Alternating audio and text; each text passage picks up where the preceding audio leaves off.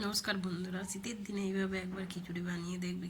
শীতের দিনে সব কিছু সবজি দিয়ে খিচুড়ির মজাই আলাদা। অবশ্যই একবার এইভাবে খিচুড়ি বানিয়ে দেখবে। ডিম ভাজা স্টাইল দেখেছো? ডিম ভাজা একবার অন্যরকমভাবে করে দেখো। ডিমটা আমি আর আলাদা না ভেজে একসঙ্গে দিয়ে খিচুড়ি মশলার সঙ্গে দিয়ে ফ্রাই করে নিয়েছিলাম। দেখো, আমি চাল নিলাম এক গ্লাস চালে আমি 2 রকম চাল দিয়ে আর 1 গ্লাস ডাল করে দিলাম। ডাল করে দিয়ে ওটা ধুয়ে চালটা বসিয়ে দেবো আমি। আর এইদিকে বিনস, গাজর, ফুলকপি, বাঁধাকপি সবজিগুলো আমি কেটে নিয়েছি।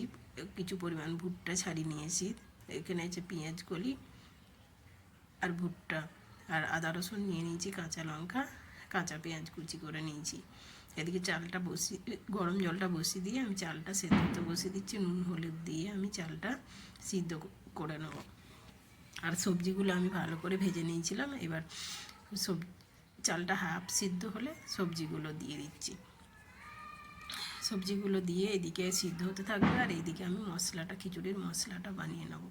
খিচুড়ির মশলার জন্য পেঁয়াজটা ভাজা করে নিয়ে, কাঁচা লঙ্কা পেঁয়াজটা ভাজা করে নিয়ে আদা রসুন বাটাটা দিয়ে ওগুলো একটু নেড়ে চেড়ে, এবার টমেটোটা আমি গ্রেট করে নিয়েছিলাম, টমেটো একটু নেড়ে চেড়ে তার মধ্যে হলদি গুঁড়ো দিয়ে আমি মশলাটা বানিয়ে নেব। মশলাটা একটু নাড়িয়ে চাড়িয়ে দিচ্ছি। এবার ওর মধ্যে দিচ্ছি জিরে আর ধনে একসঙ্গে কুটিয়ে নিয়েছিলাম, সেটা দিয়ে দিলাম। এবার আমি মশলাটা এক সাইড করে তার মধ্যে দিয়ে দিলাম একটা ডিমটা দিয়ে আমি এইভাবেই ডিমটা মশলা সাইড করে মশলাটা ভেজে নেব। এরকমভাবে করে দেখবে, মজা তো লাগেও, টেস্টিও হয় ডিমটা, দেখবে। এবার ডিমটা একটু আঁচ করে নিয়ে আস্তে আস্তে ডিমটা দেখো ভাজা হয়ে গেছে। এবার আমি একসঙ্গে মশলার সঙ্গে মিশিয়ে তারপরে আমার তো খিচুড়িটা হয়ে এসছে, চালটা সিদ্ধ এসছে, চালের মধ্যে দিয়ে দেবো।